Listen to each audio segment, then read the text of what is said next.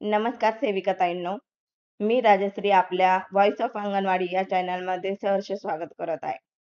बघा, आज आपण दिव्यांग नोंदणी कशा पद्धतीने करायची, पोषण ट्रॅकरमध्ये प्रत्येक लाभार्थी दिव्यांग आहे किंवा नाही याची पडताळणी आपल्याला करणे गरजेचे आहे. त्यासाठी तुम्ही व्हिडिओ शेवटपर्यंत बघा. यामध्ये सर्व काही समजून सांगितलेले आहे. त्या पद्धतीने तुम्ही ही प्रक्रिया करून आणि तुमचे पोषण ट्रॅकर अपडेट करू शकता. आपण सर्वप्रथम पोषण ट्रॅकर ओपन करणार आहोत. त्यानंतर बेनिफिशरी किंवा लाभार्थी ऑप्शन मध्ये जायचे आहे. तुम्ही 3 ते 6 घ्या, 6 ते 3 घ्या, 0 ते 6 घ्या किंवा स्तनदा गरोदर घ्या. या सर्वांची आपल्याला नोंदणी करायची आहे. बघा, यामध्ये नोंदणी केल्यानंतर कशा पद्धतीने करायची आहे ते आपण बघूया. लाभार्थ्यांची यादी ओपन झालेली आहे आपल्याकडे. मी सर्वात अगोदर 3 ते 6 चे घेतलेले आहेत. तुम्ही बघू शकता, यामध्ये 3 ते 6 ची लिस्ट दिसत आहे. आता सर्वप्रथम बघू, आपण एक लाभार्थी घेऊ. माझे लाभार्थी ऑलरेडी नोंद केलेले आहे, त्याच्यामुळे मी तुम्हाला 1 ते 2 लाभार्थ्यांची नोंदणी करून दाखवते.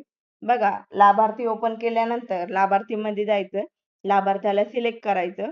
त्याची प्रोफाईल ओपन झाल्यानंतर तुम्ही ती नोंदणी प्रक्रिया कशी करायची मी सांगत आहे. बघा, आम्ही लाभार्थ्याला ओपन केलेला आहे. याच्यामध्ये बघा, दिव्यांग इन्फॉर्मेशन म्हणून आलेला आहे. तर इथे पेन्सिलचा ऑप्शन आलेला आहे, म्हणजे तुम्ही एडिट करू शकता.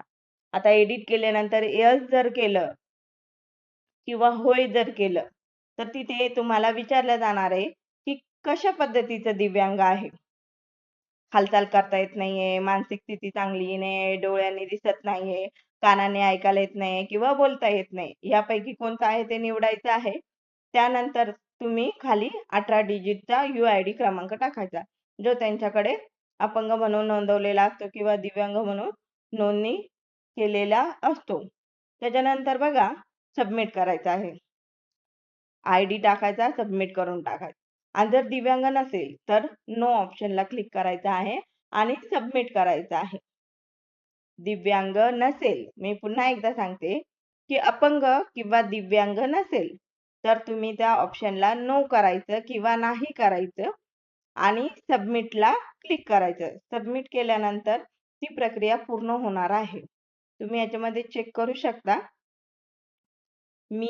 माझा हा जो लाभार्थी आहे तो अपंग नाहीये किंवा दिव्यांग नाहीये. दिव्यांगामध्ये जे काय ऑप्शन आपल्याला आलेले आहे त्यापैकी तो लाभार्थी कुठल्याच कॅटेगरीत मोडत नसल्या कारणाने मी सर्व पडताळणी केल्यानंतरच तो लाभार्थी मी नाही म्हणून नोंदणी करत आहे. आपली जी नोंदणी करायची आहे ती नोंदणी नाही केल्यानंतर तिथे सबमिट ऑप्शनला क्लिक केल्यानंतर तुम्हाला असे प्रोसेसिंग ऑप्शन येणार आहे. बघू शकता तुम्ही, माझे बेनिफिशरी डिटेल्स अपडेटेड सक्सेसफुली आलेला आहे, म्हणजे माझं ती नोंदणी पूर्ण झालेली आहे.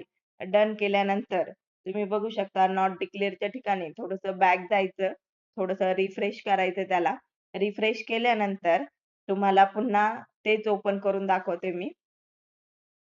बघा, ओपन केल्यानंतर तुम्ही चेक करू शकता, नो ऑप्शन येऊन जाते. पुन्हा आता बघा, मी 6 ते 3 ची नोंदणी करते, तुम्हाला ते पण दाखवते. एक लाभार्थी निवडूयात आपण.